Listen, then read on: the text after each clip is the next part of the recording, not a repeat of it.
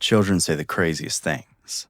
On a day-to-day basis, though, it's easier to believe that a kid is making something up or misinterpreting reality rather than being 100% truthful. This is a story that should remind anyone who has kids to take them more seriously. I live alone with my 5-year-old son. My parents came over to babysit a lot during the day, but at night and early in the morning, it's just the two of us. One day, I noticed he was groggy and grumpy. I asked him if he slept okay, and he said that someone kept him up. Of course, I thought by someone he meant me, and that he was trying his best to subtly tell me to keep it down. I promised I would be quieter after he went to bed that night. However, for the next week, he never seemed to get out of that slump. He would shuffle around the house, making remarks about how mommy talks too much, or how he wanted mommy to stop messing up his room. I asked him multiple times to explain what I was doing wrong so that I could help, but every time I tried talking to him, he would look away and try to hide his feelings. I was worried he was developing some behavioral issues. My fears seemed to be confirmed when I went to wake him up one morning and he was already awake, sitting straight up in bed with a huge frown on his face. That, and his room was an absolute wreck. All his toys and clothes were strewn everywhere, looking like he'd spent all night trashing the place. Understandably, I reprimanded him for staying up past his bedtime and messing up his room. To my surprise, there wasn't any backtalk. All he did was sit there and sulk while I started to pick things up, before I thought to tell him to do it himself. I left the room and went to make breakfast while he got to it. When he came and sat down at the table, he said something that made me stop and think twice.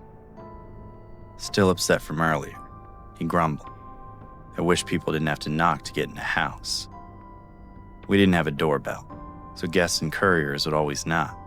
I explained what doorbells were, but when I was finished, he asked if I could install a doorbell for his window. This made a pit form in my stomach. I asked him who was knocking on his window, but he just turned and covered his face. Again, I asked him if anyone was coming to his window, but this time he shook his head. I never knew him to lie, so this was a great relief. Something still felt weird, but my mom arrived soon after and changed the whole mood. Then I went off to work. That night, though, I was determined to get to the bottom of whatever was happening. I put him to bed around 8. Then I waited for my usual bedtime around 10. I walked past his door like I was going to bed. Then, about 20 minutes later, I crept out of the room and listened outside his door. That's when I heard it, knocking on the window. I quickly opened the door to see who it was, but there was nobody there. All I saw was my son laying down facing the window. I could tell he was faking being asleep, so I whispered to him to stop tapping on his window. He said, "Okay, Mommy." Then I closed the door and let him be. At this point, he was exhibiting more than one maladaptive nighttime behavior, so I found it appropriate to set up a camera in his room. I didn't tell him about it, but it wasn't exactly hidden either. It just sat on his dresser and faced his bed. I did a similar thing the very next night, but this time, I watched on my phone from my bed. I kept an eye on the camera from 10 to 11, but didn't see anything.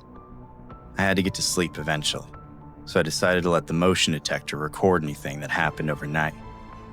However, I had some trouble sleeping, so I was still awake when my phone buzzed about an hour later.